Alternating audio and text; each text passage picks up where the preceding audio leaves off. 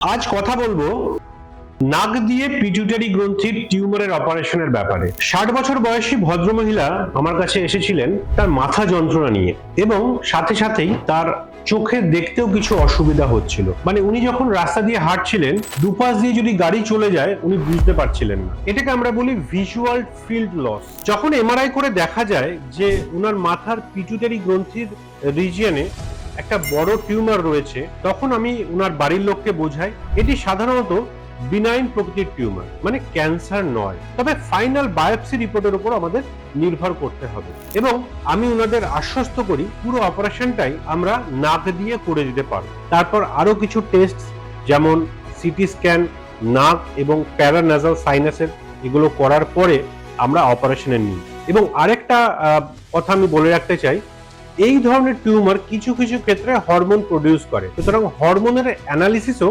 আমরা করে নিই। তাতে দেখা যায় যে এই টিউমারটা হরমোন তৈরি করছে না। এরপরে আমরা অপারেশনের জন্য ওনাকে নিই, এবং এই ধরনের অপারেশন সবসময় একটা টিম অ্যাপ্রোচ। নাকের পার্টটা করবেন ইএনটি সার্জন, তারপরে দুজন নিউরোসার্জন থাকবে বাকি পার্টটা করার জন্য।